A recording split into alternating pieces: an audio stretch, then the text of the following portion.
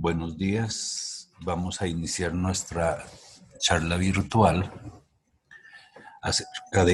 para el curso de Fundamentos de Administración. El tema del día de hoy va a ser la parte de la teoría científica y el entorno social que permitió que en su momento Taylor empezara a hacer los aportes que en realidad espero que ustedes ya estén estudiando, hayan leído, se hayan ambientado a ese campo. ¿Por qué es importante la teoría científica? Porque la teoría científica eh, enmarca un elemento que ha hecho énfasis en toda la historia de la humanidad, que es la producción, la productividad. En el momento, como ustedes lo vieron en el video que explicaba la profesora Claudia, el entorno social que generó la primera revolución industrial en 1760 condujo a un desplazamiento de la mano de obra artesanal. Entonces, eso conllevó a una serie de migraciones de los campos a las ciudades, de la gente buscando fuentes de trabajo. Y esas fuentes de trabajo para muchas personas, entonces fueron indicando que se generaban problemas sociales. Y entonces eso fue contribuyendo al malestar que fue desencadenando una serie de inconvenientes en muchos países. Taylor, en el momento que vivía la historia de la humanidad en ese momento, para esa época, empieza a hacer un análisis de ese entorno y al hacer el análisis del entorno encuentra que lo que más interesaba en ese momento al ser humano y que lo motivaba era lo que él consideraba la remuneración, el factor económico. De ahí vienen una serie de expresiones que ustedes han escuchado, como por ejemplo, por la plata baila el perro, el tiempo perdido. O sea, hemos interiorizado esos conceptos, entonces los hemos escuchado de muchas formas, ¿no? El tiempo perdido lo lloran los santos, el tiempo es oro, no se debe desperdiciar, pero hacía mención a la parte productiva.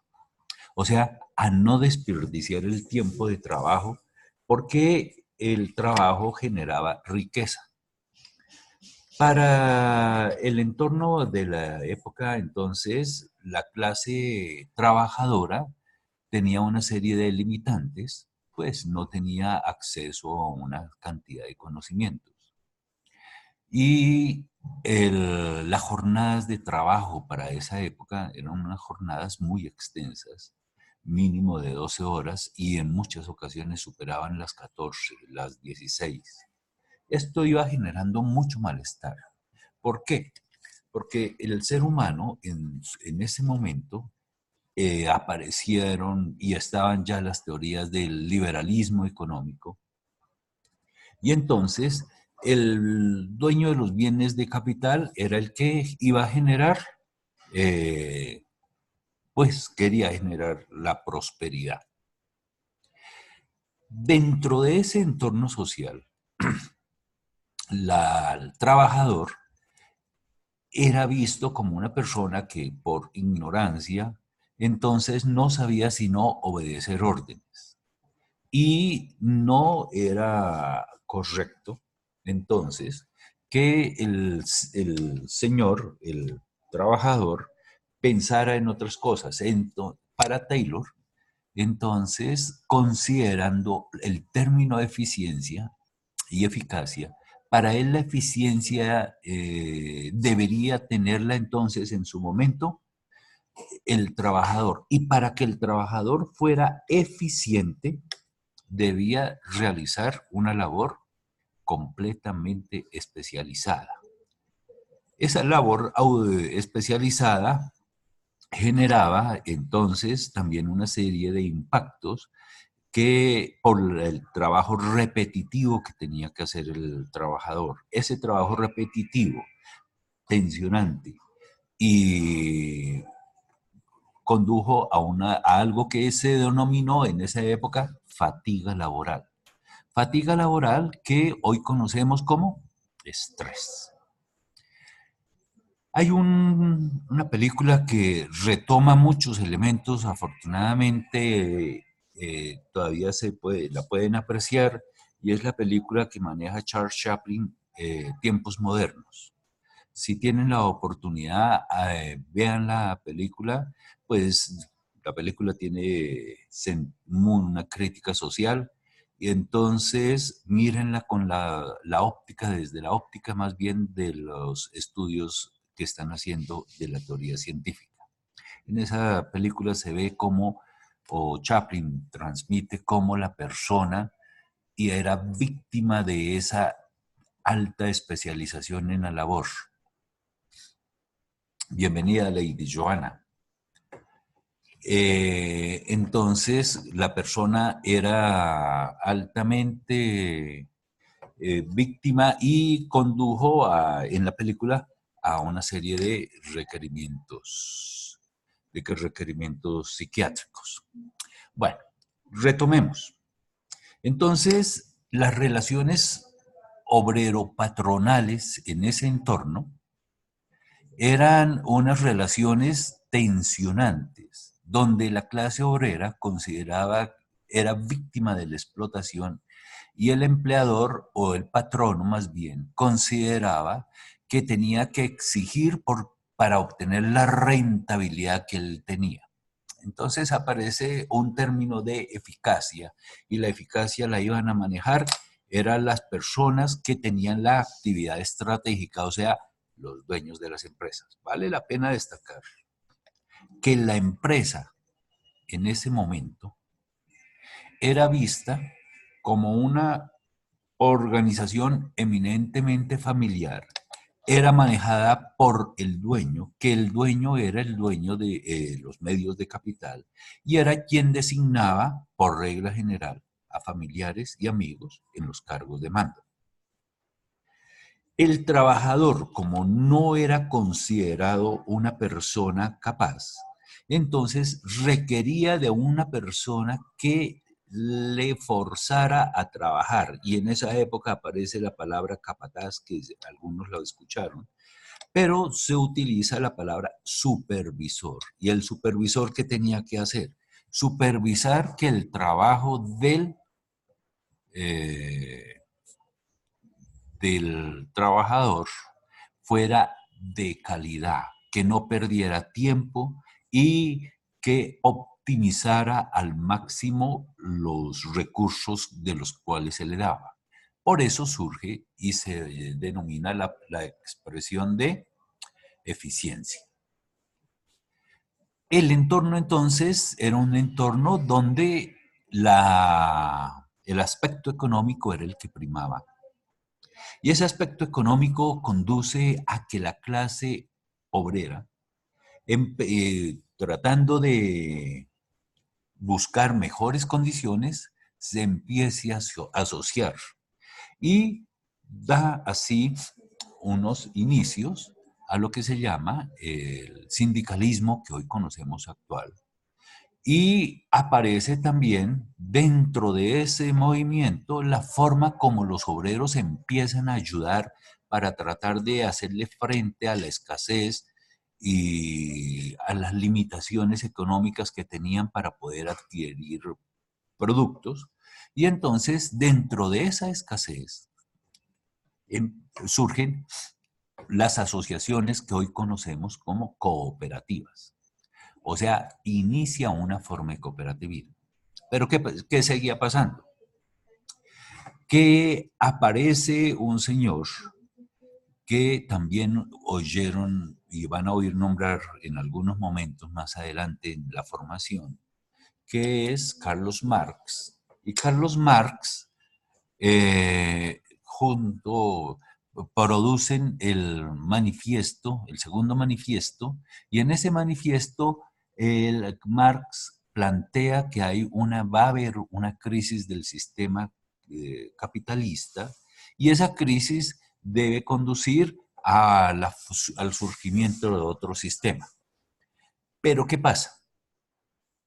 Esas ideas de Marx, porque Marx empieza hablando de que los medios de producción deben ser de los obreros, contrario a lo que pregonaba el sistema liberal, el liberalismo propuesto por David Ricardo y Adam Smith. Entonces, Marx dice, ¿quién maneja los medios de producción?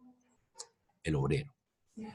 ¿Quién los sabe hacer eficientes? El obrero. Entonces, el Estado debe ser el dueño de los medios de producción y dárselos a quien lo sabe trabajar. Por lo tanto, decía Marx, los bienes de capital no deben ser de los dueños, sino del Estado. En ese orden de ideas, entonces la clase obrera se va identificando con ese movimiento, y al identificarse, entonces empieza a asociar la idea del movimiento sindical con el movimiento socialista que pregonaba Carlos Marx. Eso hace que el sindicalismo y la clase obrera empiece a tener una serie de represiones, porque ellos pretendían disminuir, o sea, mejorar las condiciones de trabajo.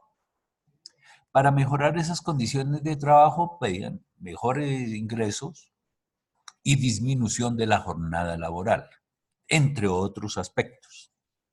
Eso conduce a toda una serie de revueltas, no solo en Inglaterra, sino en muchos lugares del mundo. Una de estas luchas fueron las que dieron origen al movimiento, al 1 de mayo, en todo el mundo, por la masacre que se hizo a los trabajadores de Chicago que buscaban era obtener una jornada laboral menos extensa, y la muerte de las mujeres en la fábrica de confecciones que dio origen al Día Internacional de la Mujer, en honor a ellas. En ese orden de ideas, entonces, el socialismo era una propuesta teórica que estaba apoyándose y sustentando la clase obrera.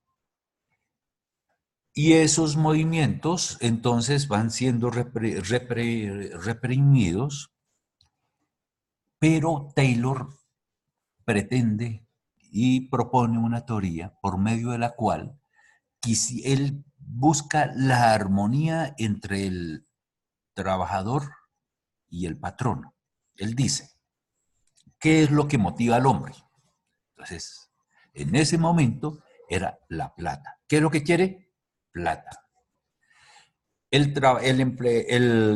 patrono que quiere, plata. El trabajador, plata. Entonces él le empieza y analiza esas condiciones y dice, la plata es el factor, el factor económico es el que motiva al ser humano. Y si queremos que las empresas sean completamente productivas, entonces tenemos que manejar ese factor económico.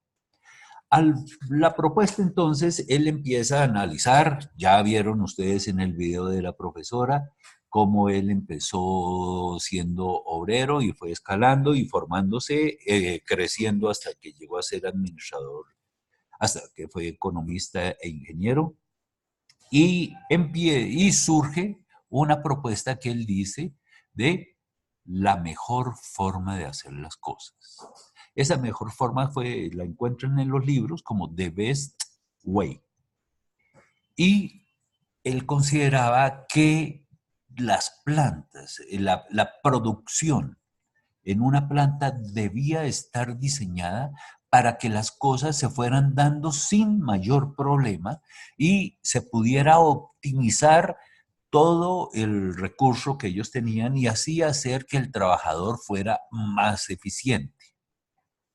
Si una persona logra diseñar bien lo que es la planta de producción, decía él, eso debe conducir a que el trabajador pueda mejorar su productividad, su labor.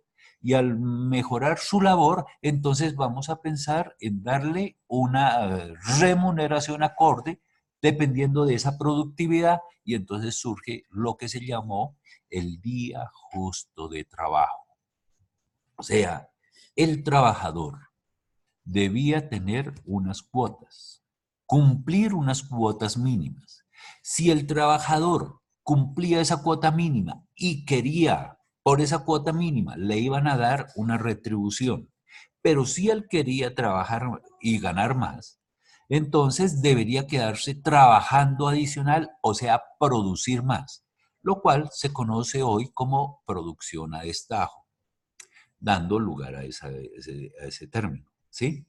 Entonces, ¿qué debería hacer el patrono? El patrono debería establecer las cuotas mínimas y justas que debía cumplir el trabajador en su jornada normal y de ahí en adelante el trabajador empezaba a ganar una bonificación por cada elemento adicional que produjera. Inicialmente la propuesta sale, entonces es vista con muy buenas perspectivas y al momento en que para buscar que ese día justo de trabajo se diera mejor, entonces surge lo que él diseña de tiempos y movimientos. O sea, hace el estudio de tiempos y movimientos, que es lo básico de la propuesta de la teoría de la administración científica. Entonces dice, todo debe ser optimizado. Todo proceso productivo debe ser optimizado, por lo tanto, hay que evitar repeticiones. Al evitar repeticiones se evitan los tiempos muertos y los tiempos ociosos. El trabajador debe estar siempre al frente del puesto de trabajo. Y al momento de que el trabajador optimiza gracias al estudio de tiempos y movimientos, entonces el trabajador va a ser eficiente y el patrono, como es una persona capacitada, formada, entonces va a unir eficacia y eficiencia y esa unión es la que genera efectividad. Y esa efectividad va a generar productividad. Y entre más productividad va a ganar más el patrono, pero también como el trabajador está ayudando a esa productividad, entonces va a ganar un incentivo, va a tener un incentivo económico. O sea que si el trabajador quiere mejorar su ingreso, entonces debe ser más productivo, más eficiente. Esos términos eran, y a raíz de ese estudio que hace Taylor, dice, he cuantificado, he vuelto matemático algo que no era tan sencillo, por lo tanto esto se llama teoría científica de la administración, que es lo que condensa en el libro que les menciona la profesora Claudia en el video. ¿A qué condujo esto?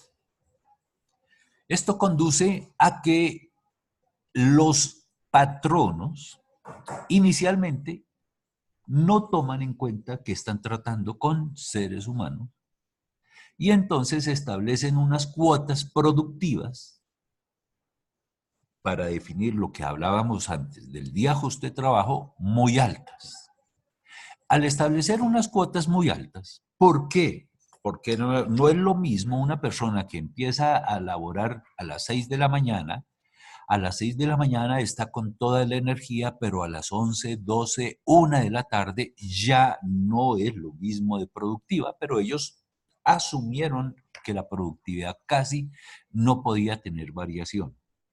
Eso generó mucha inequidad, eso generó muchas protestas y eso generó que lo que Taylor pretendía con su teoría, que era armonizar las relaciones de trabajo entre el patrono y el trabajador, no se cumpliera y siguieron los conflictos.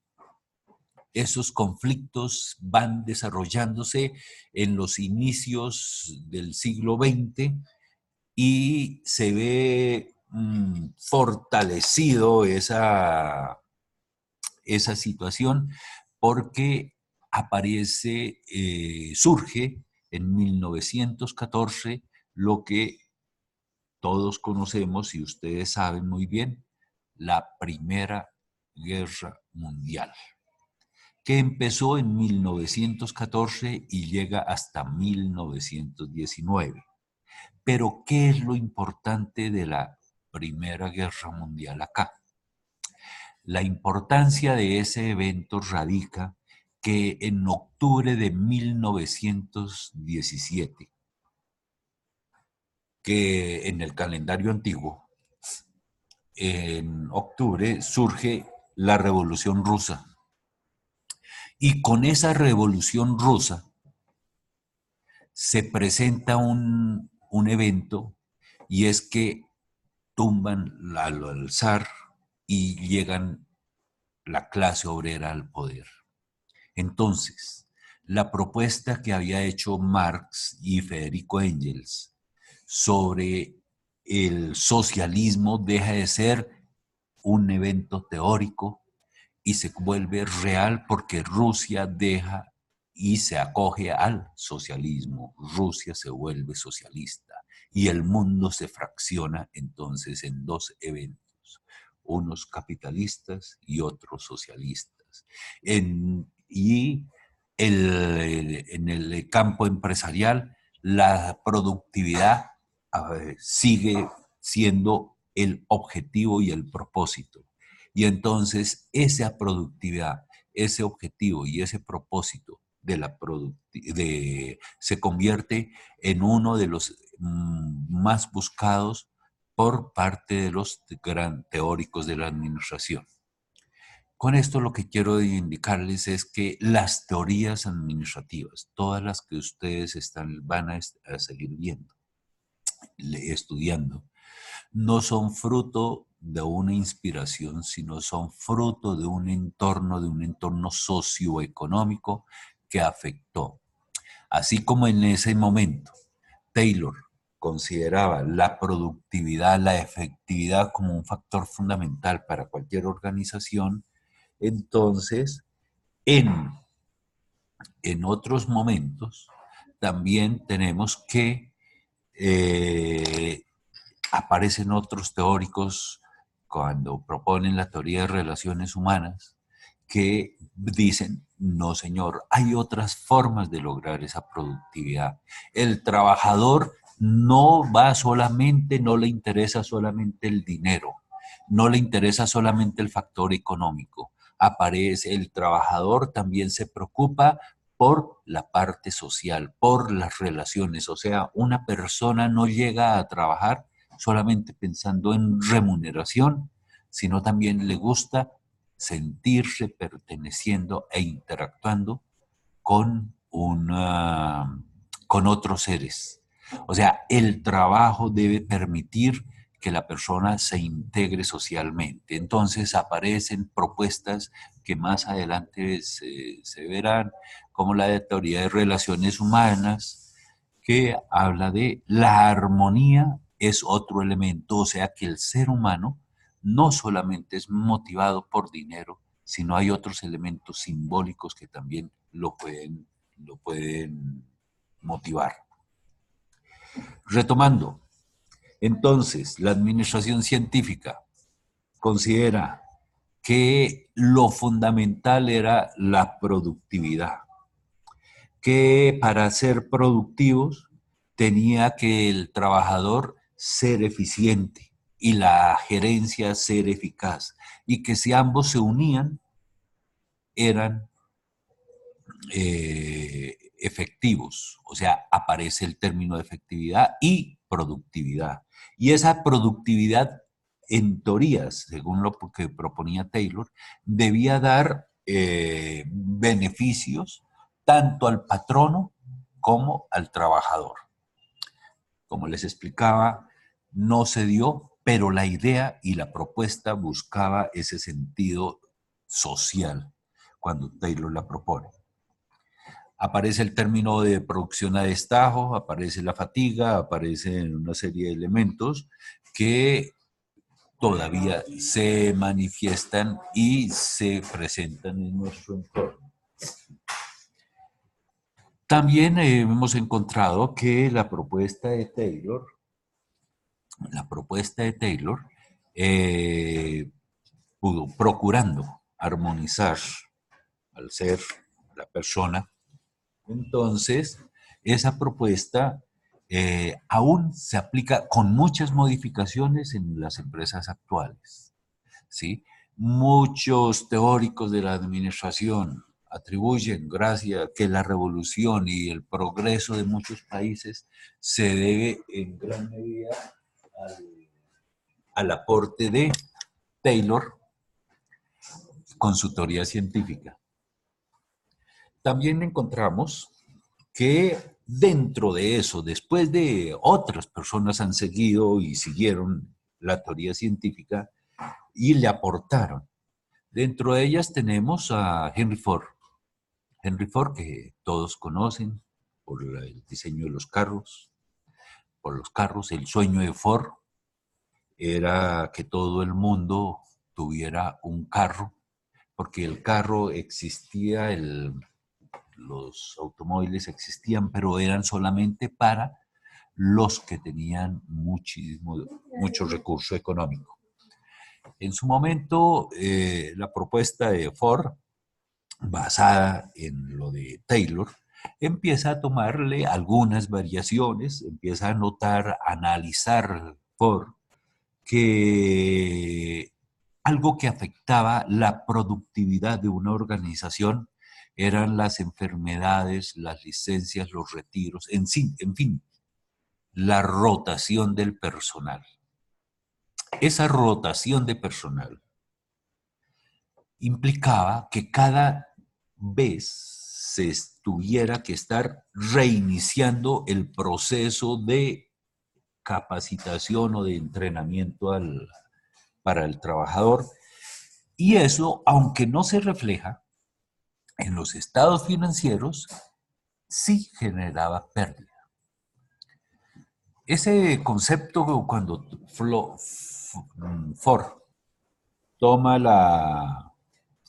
cae en cuenta, entonces él lo empieza a tratar de cambiar con unas propuestas que en su momento debieron sonar como bastante atrevidas, porque él consideró que a la gente no debería entonces exigírsele una jornada laboral de 14 horas, sino disminuir la jornada laboral. Y al disminuir la jornada laboral, entonces él dice, las personas van a trabajar y van a rendir más. Y la calidad del producto va a ser buena. Pero también dice él, si alguien quiere mejorar su ingreso, entonces, después de la jornada laboral, si quiere ganar más, se puede quedar y se le reconoce un trabajo extra. Entonces dan las horas extras. Él también innova, genera bienestar para los trabajadores con el propósito de disminuir la rotación y logra lo que todavía creo que muchos ya conocen, han oído nombrar, que es la producción en serie que genera las economías de escala. ¿Por qué? Supongamos que una persona produce en una planta por la que paga un arriendo, para que me interpreten, paga un arriendo por la planta de producción de 3 millones y produce 5 carros al mes. Al momento en que se hace la proporción del arriendo en cada carro, aumenta muchísimo el valor del carro. ¿Pero qué hace Ford? Produce en serie. Entonces ya no producen 5 carros al mes, sino digamos 30 carros al mes, para que me interpreten. Entonces el valor del arriendo sobre cada carro es menor. Y eso es lo que conduce y es lo que se llama economías de escala. Creo que todo el mundo en la práctica lo ha vivido. No es lo mismo producir uno que producir 50 porque se logra ahorrar. Esa misma entonces hace que Ford logre mediante unas innovaciones en el diseño de planta y la concepción de que el trabajador no debe ir a buscar la materia prima, sino la materia prima le debe llegar al puesto de trabajo para optimizar los tiempos y movimientos, le permiten a él lograr las economías de escala que dan lugar a la producción del famoso modelo T, con la consabida frase de que todo el mundo puede tener un modelo T de color negro, porque él no iba a invertir en otros costos. La pintura era negra para ese modelo, que era un carro que debía ser de uso popular para la gente de esa época. Pero se enfrentaba a otra situación. Si toda la gente usaba carro, los carros en ese momento, como los tenían las personas que tenían buen recurso, entonces no eran tan indispensables las vías, las carreteras. Entonces a Ford, para que la gente pudiera utilizar el carro, entonces le tocó empezar a planear y ayudar a construir carreteras. ¿Por qué se dio la demanda? Porque al mejorar el ingreso del trabajador, el trabajador podía tener una plata para ahorro.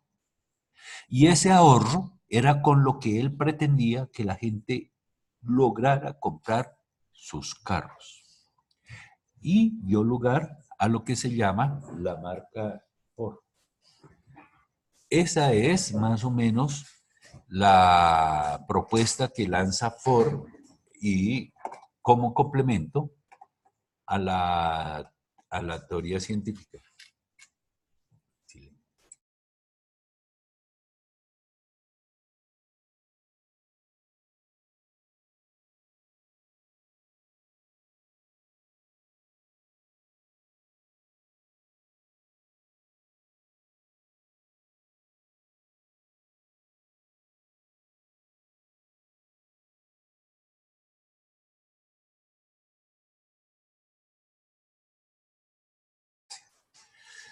Bueno, básicamente este es un recuento muy breve y muy rápido sobre lo que es la importancia de la teoría científica y las implicaciones que han tenido. Muchas empresas actuales siguen y la aplican. ¿Por qué? Porque en medio de los aportes son fundamentales para la productividad. Muchos países han desarrollado sus industrias tomando como base esta teoría, lógico con algunas modificaciones. Este era el aspecto fundamental que quería que reflexionáramos acerca de la teoría científica. Las implicaciones, como se pueden dar cuenta, existen y tuvieron implicaciones no solamente económicas, sino en el orden social y político que incidieron en toda la parte organizacional. Seguimos viéndonos, espero que me hayan interpretado. Si hay alguna inquietud, alguna alguna... Gracias, Lady. A usted, muy amable. Espero que todo le haya quedado muy claro. Y el sábado estaremos prestos a seguir hablando de asuntos y temas administrativos. Les deseo un resto de día muy agradable y que estén bien.